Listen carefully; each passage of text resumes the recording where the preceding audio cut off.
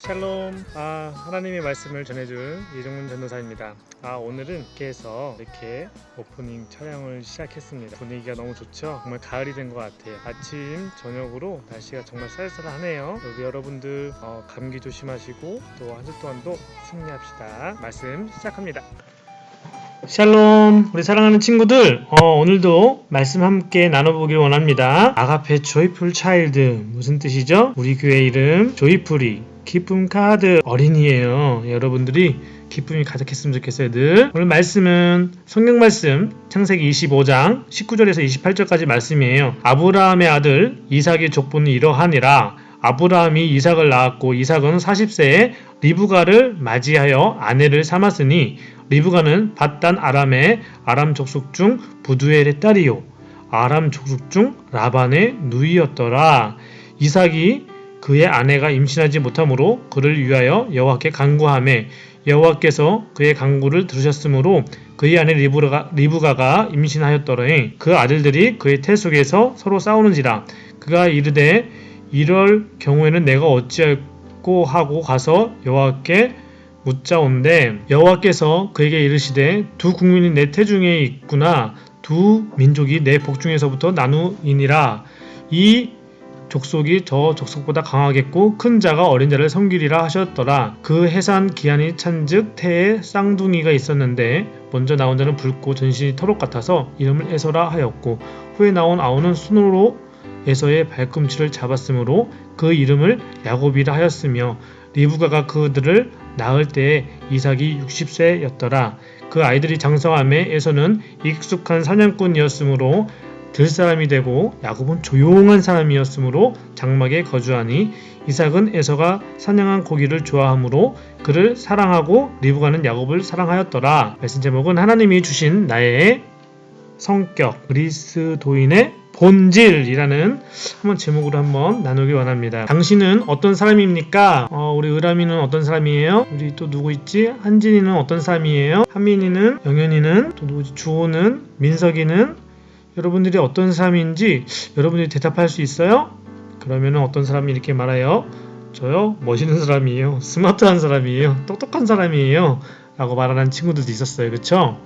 그런데 당신은 어떤 사람입니까? 이걸 또 어른들에게 물어보면은 저는 어떤 직업을 갖고 있고요. 어떤 일을 하고 있어요. 라고 대답을 대부분 그렇게 합니다. 에서와 야곱도 각자의 어떤 사람인지 그리고 성격이 어떤지 무슨 일을 했는지 성경을 보니까 나와 있었어요. 에서는 어떻게 나와 있었죠? 에서와 야곱은 에서는 먼저 나온 자는 붉고 전신이 털옷 같아서 이름을 에서라고 했고 후에 나온 아우는 손으로 에서의 발꿈치를 잡았으므로 그 이름을 야곱이라 하였더라 라고 말을 했어요. 아이들이 장성했어요. 컸어요. 어른이 됐어요. 에서는 익숙한 사냥꾼이 되었대요. 직업이 이런 사냥꾼이었어요. 들사람이 되었대요. 야곱은 조용한 사람이었어요. 장막에 거주하였대요. 그리고 좋아하는 것도 달라요. 에서는 고기를 좋아했대요. 야곱은 고기 말고 다른 걸 좋아했던 것 같아. 그리고 에서는 아까 전에 말한 것처럼 익숙한 사냥꾼이었다고 하네요. 그러면은 농사보다는 사냥하고 못을 잡고 어떤 기계 다루는 일에 더 익숙했던 사람인 것 같아요. 야곱은 조용한 사람이었다고 했죠? 야곱은 책 읽는 걸 좋아했나봐요. 오밀조밀하게 앉아서 뭔가를 하는 걸 좋아했을 수도 있었을 것 같아요. 야곱은 이렇게 좀 섬세하고 뭔가 읽는 걸 좋아하고 쓰는 걸 좋아했을지도 몰라요. 어쨌거나 두 사람이 대조가 돼요. 대조. 어떤 사람은 좀 이렇게 활동적이고 어떤 사람은 좀 소극적이지만 그래도 뭔가 자기가 하는 것들을 좀 조용하게 잘하는 사람.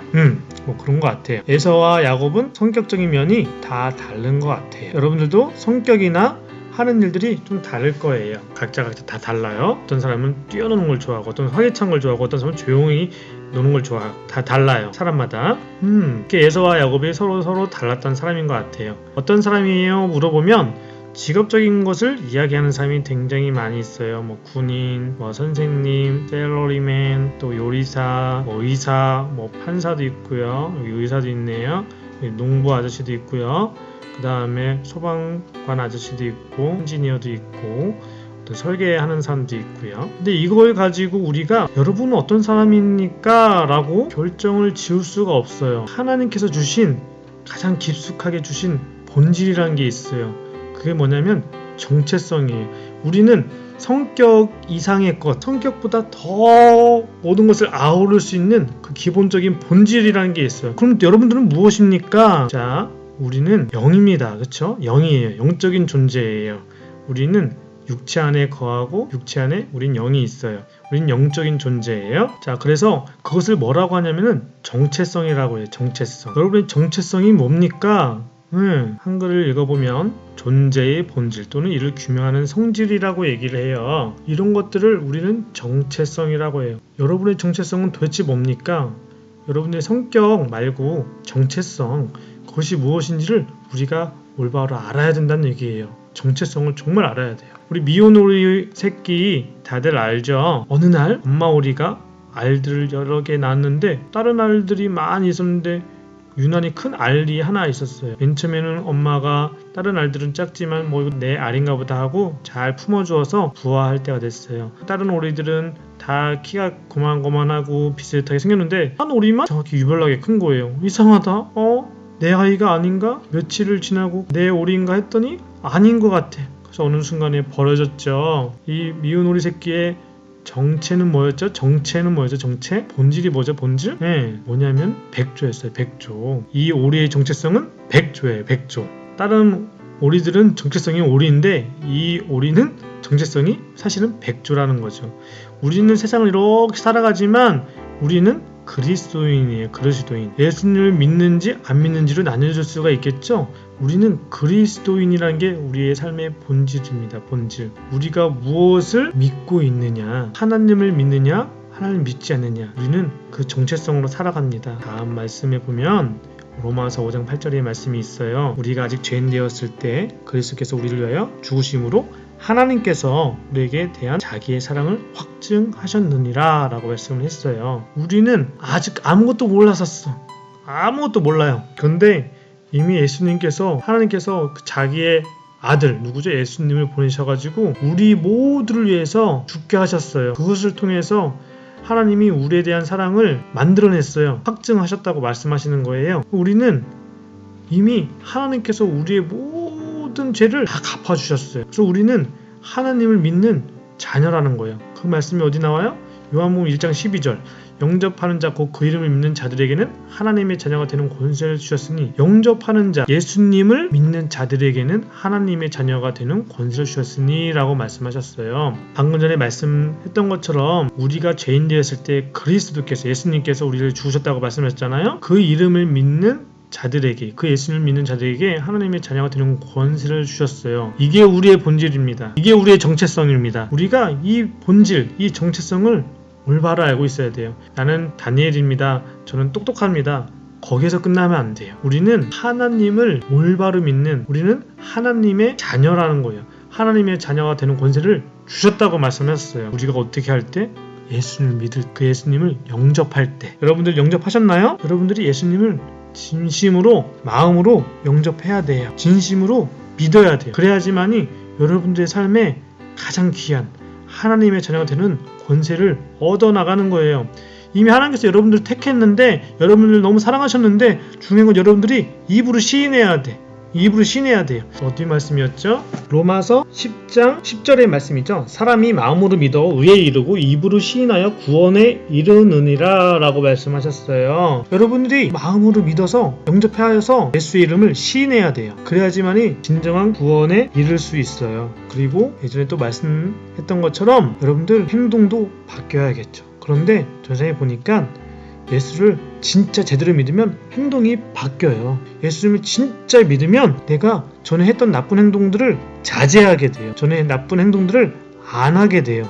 그게 진짜 예수님을 믿는 것 같아요. 많은 형아 누나들, 청년부 오빠 누나들, 딱 선생님들 보면 예수님을 믿는지 안 믿는지, 진짜 믿었는지 안 믿었는지를 볼 수 있는 것 같아요. 예수님을 잘 믿는다고 말을 하지만 행동이 올바르지 않은 사람들도 있어요. 우리가 예수님을 정말 믿는다면 우리 행동도 바뀌게 돼 있어요.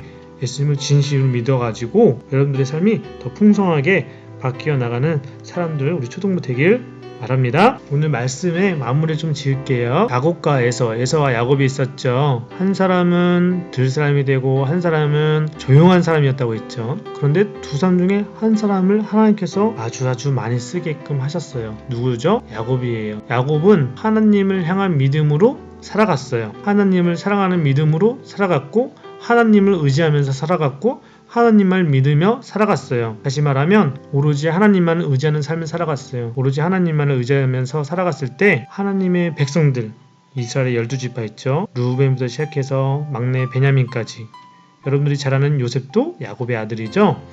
이렇게 12지파의 백성들이 이 야곱을 통해서도 생겨났어요.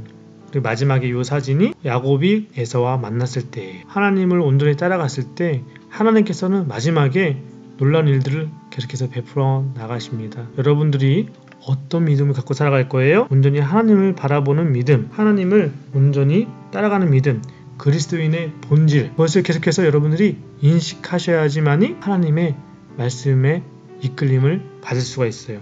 내가 누군지 모르면 나는 엉터리로 생활해요. 예를 들어서 거지의 왕자 이야기 알죠? 내가 거지라는 옷을 입고 있으면 사람들이 나를 거지로 대하는 거예요. 여러분들은 거지가 좋아요? 거지같이 행동하고 싶어요? 아니죠. 하나님은 우리를 왕으로 세우셨어요. 왕의 자녀는 왕같이 행동해야 돼요. 말하는 것도 다르고 행동하는 것도 달라져야 돼요. 여러분들 집에서 부모님이 시키는 일이 있으면 왕같이 지혜롭게, 왕의 자녀같이 지혜롭게 행동해야 돼요. 여러분들이 그렇게 행동하기를 바라요. 무엇을 시킬 때, 부모님이 무엇을 시킬 때 그렇게 잘 들을 수 있는 아름다운 귀, 지혜로운 귀가 열리길 바랍니다. 온전히 하나님과 사람 앞에 사랑받는 우리 친구들 되길 바라요. 우리의 그리스도인의 본질, 우리는 하나님의 자녀라는 것, 우리가 그 본질을 절대 잊어서는 안 될 거예요. 우리의 정체성, 우리의 성격, 하나님이 주셨는데 우리의 모든 성격 이상의 것, 우리의 성격 그 속 끝에 있는 것, 가장 깊이 있는 것, 그게 바로 우리 본질인데 그 본질을 우리가 이해를 해야 돼요. 우리는 그리스도의 자녀라는 것. 그리고 하나님께서 우리에게 이미 그런 성격을 주셨지만 그것을 여러분들 잘 활용해야 돼요. 다음 시간에 그거에 대해서 좀 더 나눠볼게요. 여러분들이 얼마나 대단한 사람인지 여러분들 늘 깨닫고 살길 바래요. 여러분은 위대합니다. 할렐루야. 오늘 말씀 잘 들었나요? 우리의 본질, 여러분은 어떤 사람입니까? 라고 말했을 때 여러분의 본질, 그것이 무엇이냐, 우리는 그리스도인이라는 것을 좀 잘 알았으면 좋겠습니다. 여러분은 하나님의 자녀예요. 그래서 그 자녀됨으로 세상 가운데서 빛과 소금으로 살아갔으면 좋겠습니다. 여러분들 또 한 주 동안 승리하는 우리 하나님의 우리 초등부, 하나님의 자녀들, 우리 아가페 초등부 됐으면 좋겠어요. 샬롬, 다음 주에 만나요.